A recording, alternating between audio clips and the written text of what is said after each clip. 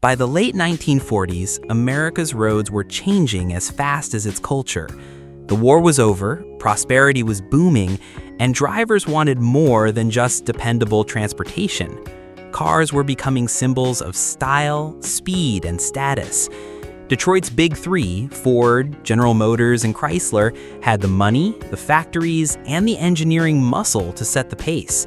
Every year, bigger and more powerful machines rolled out of their plants, and smaller automakers struggled just to keep up.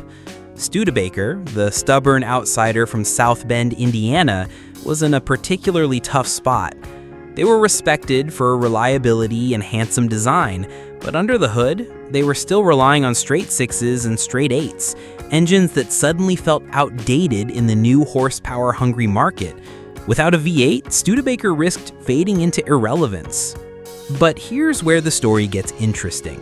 While Ford, Chevy, and Chrysler could afford to play it safe, Studebaker didn't have that luxury.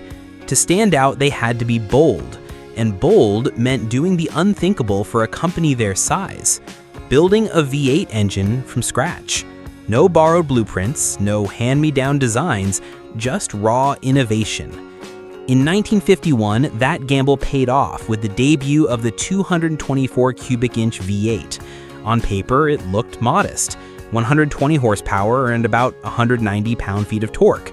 Not the kind of numbers that would terrify a Chrysler Hemi or a Cadillac V8, but the magic of Studebaker's little V8 wasn't in the numbers, it was in the way it worked.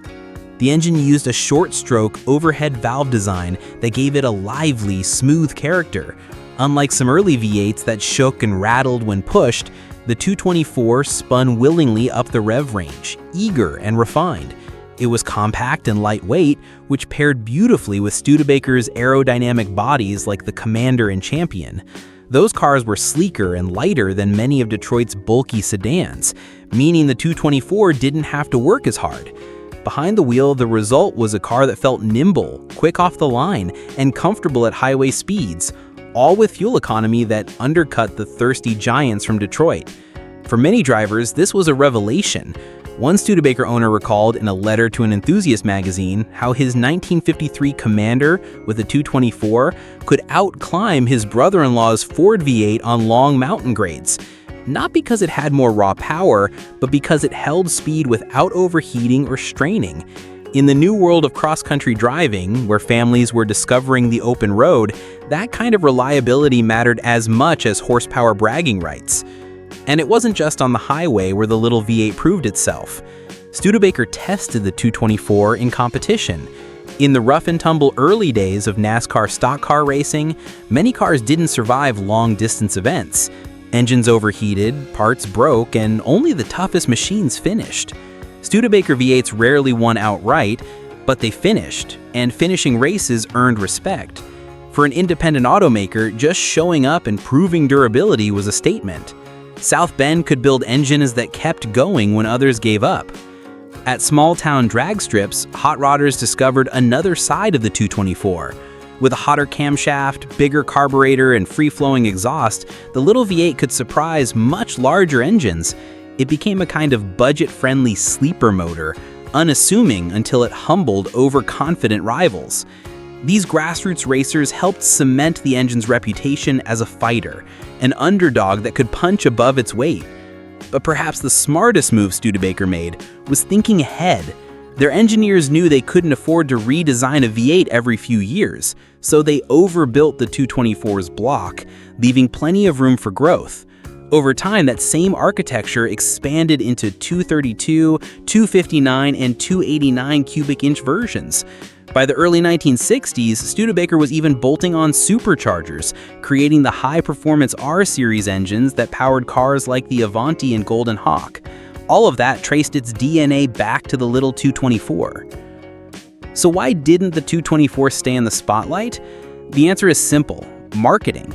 By the mid-1950s, America was obsessed with numbers.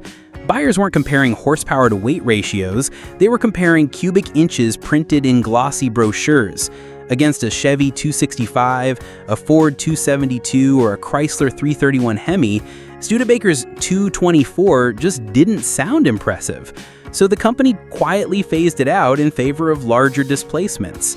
The underdog had done its job. It got Studebaker into the V8 game, but the marketplace demanded bigger and bigger badges. Yet the legacy of the 224 lives on. Enthusiasts today remember it not just as an engine, but as a turning point. It proved that innovation could come from outside Detroit.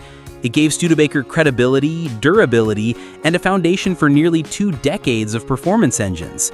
And long after it left the production line, the 224 refused to die. Farmers ran them in trucks and machinery, racers used them as affordable swap candidates, and hobbyists discovered they would run for decades with minimal fuss. Stories still circulate of engines pulled from barns after years of neglect, firing right back to life with a little fresh fuel and a charged battery. Pop the hood of a 1951 Commander or a 1953 Champion today, and you'll see it. A compact, neatly packaged V8 that told the world Studebaker wasn't afraid to challenge Detroit. It wasn't the biggest, it wasn't the most powerful, but it was tough, it was smart, and it was proof that sometimes the underdog doesn't just fight, it earns a permanent place in history. So the next time someone insists that only the biggest engines make the biggest impact, tell them about the Studebaker 224 V8, the little engine from South Bend that stood up to the giants, won respect on highways and racetracks, then laid the groundwork for one of America's most underrated performance lineages.